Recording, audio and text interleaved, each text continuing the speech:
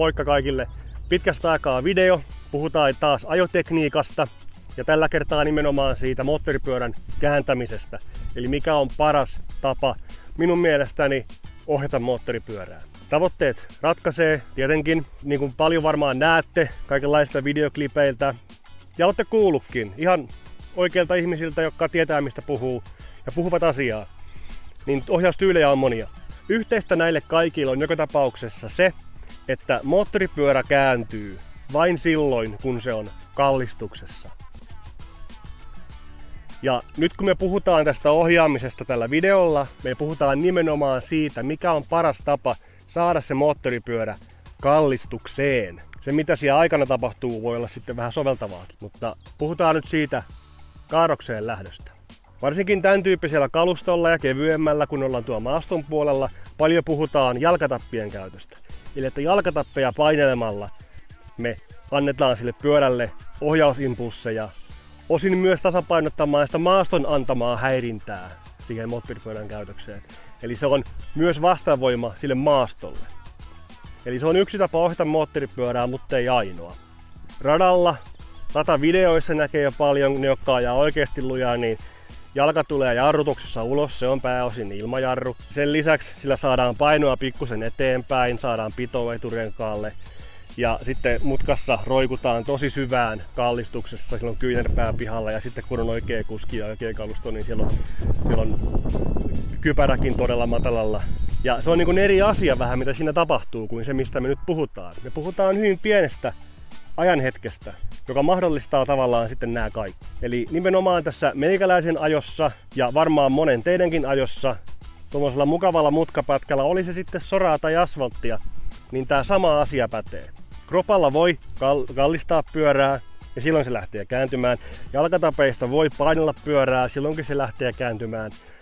Mutta se mikä on kaikista paras tapa, helpoin ja hallituin ylivoimaisesti on käyttää ohjaustankoa. Eli kääntää eturengasta. Se onnistuu yksinään ilman mitään paineluja, ilman mitään nojailuja. Kun taas ne usein tarvii itselleen vähän kaveriksi sitten jotain muutakin työkalua, että se laite oikeasti kääntyy. Mutta ohjaustangosta kääntäminen jo sinällään riittää. Ja se on myös se nopein tapa saada moottoripyörä vaihtamaan suuntaan.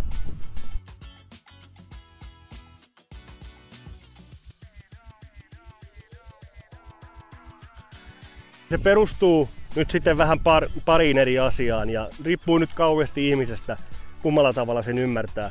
On semmoinen käytännönläheinen tapa selittää se, mä tykkään siitä. Sitten on myös fysikaalisempi tapa selittää se, joka on sitten jo vähän oikeasti hankalaa mullekin. Niin ei puhuta siitä liikaa, mutta käydään ne molemmat läpi. Se käytännönläheinen tapa tarkoittaa sitä. Otetaan tää pyörä alas, niin tekin näette. 2 eri nimeä samalle asialle. Ohjaustangon käyttäminen ohjausliikkeen tekemiseen tunnetaan 2 nimellä. Se tarkoittaa samaa asiaa. Se voi olla joko työntöohjaus tai vastaohjaus. Nämä on ne 2 yleisintä. Ne tarkoittaa samaa. Puhutaan tällä videolla työntöohjauksesta. Käytetään siitä yhtä nimeä työntöohjaus. Se voi olla ehkä simpelimpikin selittää se asia, sillä että se menee perille. Työntöohjauksen nimi tulee muistisäännöstä, jota se palvelee. Eli jos me halutaan tämä moottoripyörä kallistumaan siten, että me päästäisiin ajamaan tuonne vasemmalle. Työntöohjauksessa me työnnetään sen puolen kädellä.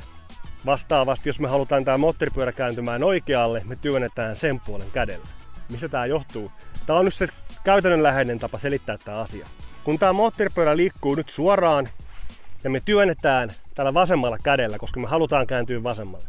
Me työnnetään tällä vasemmalla kädellä, meidän eturengas kääntyy oikealle. Tämä saa aikaan sen, että kun tämä moottoripyörän massa ja takarengas haluaisi molemmat jatkaa suoraan eteenpäin, niin se, että eturengas lähteekin tonne oikealle, se ajetaan tavallaan pois sen pyörän alta. Mutta koska se on edelleen kiinni tässä ajoneuvossa, niin se kokonaisuus kallistuu. Ja niin kuin varmaan päättelette oikein, se kallistuu vasemmalle. Ja sitten kun se moottoripyörä kallistuu vasemmalle ja sarveen ei enää työnnetä, tämä moottoripyörän geometria on suunniteltu siten, että se lähteekin kääntymään sun kanssa. Eturengas lähtee oikealle, massa jatkaa eteenpäin, pyörä kallistuu, eturengas kääntyy. ja ajoneuvo kaartaa. Vastaavasti, kun me käännetään oikealla kädellä, sarvet kääntyy vasemmalle, pyörä kallistuu oikealle ja pyörä kaartaa oikealle. Tämä on nyt se kansantajuinen tapa ajatella. Eli että ajetaan etupyörä ikään kuin pois sen pyörän alta, mikä kallistaa sitä ajoneuvoa. Se fysikaalisempi juttu liittyy pyöriviin asioihin. Ja nyrkkisääntönä siinä on se, että mitä enemmän kappale pyörii, sitä stabiilimpi se on. Me ollaan puhuttu aikaisemmilla videoilla siitä hulavanteesta, miten se pitää itsensä pystyssä. Mitä lujempaa se pyörii, sitä paremmin se pitää itsensä pystyssä ja sitä vähemmän se vopeltaa tällä tavalla. Meillä on vauhtia vaikka 60 tai 100 tai mitä tahansa. Suurin piirtein sitä välillä. Niin tää pyörii hurjaa vauhtia tää eturengas. Ja se mikä tässä on omituista. Kun me käännetään ohjaustangosta esimerkiksi oikealle, niin fysiikan laeista johtuvista syistä, ihme ja kumma, tämä ajoneuvo kallistuu vasemmalle. Se on mahdotonta selittää intuitiivisesti, mutta siihen on työkaluja sitten koulutustapahtumissa. Kysykää etukäteen, onko teillä tämmöisiä, koska se kannattaa kokea. Esimerkiksi polkupyörän rengas, kahva keskelle tai kahvat keskelle. Vain siinä huomaa, mihin suuntiin pyörivän kappaleen tönääminen vääntää sitä kappaletta oikeasti. Se on hurja ilmiö. Eli kun pyörivään kappaleeseen tehdään mun käden suunnasta kiertoliike, niin se taittaakin sitä kättä, se kappale takaisin. Siinä puhutaan niin sanotusta hyrrävoimista, jotka liittyy moottoripyöräilyyn elimellisesti.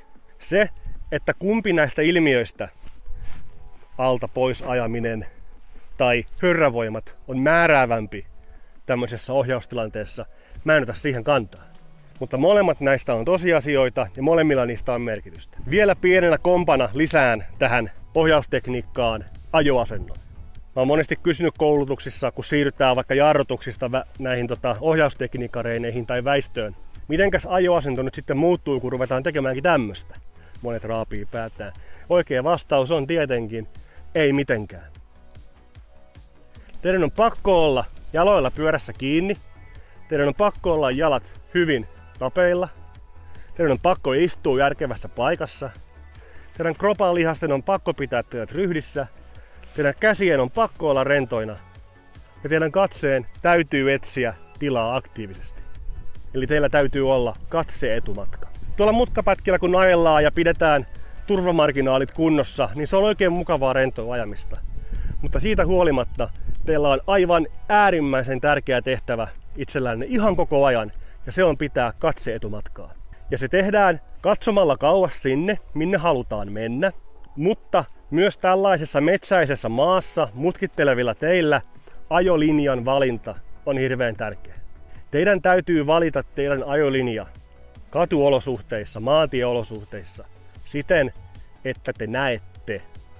Se tarkoittaa sitä, että jos kaarre on vasemmalle, te lähestytte sitä kaaretta kaistanne oikealla reunalla. Ei nyt siinä ihan viivan päällä, mutta enemmän oikealla kuin vasemmalla. Sillä tavalla te näette pidemmälle sinne mutkaan. Vastaavasti, jos mutka kääntyy oikealle, teidän on lähestyttävä sitä mutkaa kaistanne vasemmalla puoliskolla. Nyt moni saattaa ajatella, että mutta Tommi, sieltähän tulee niitä autoilijoita keskellä tietä syliin.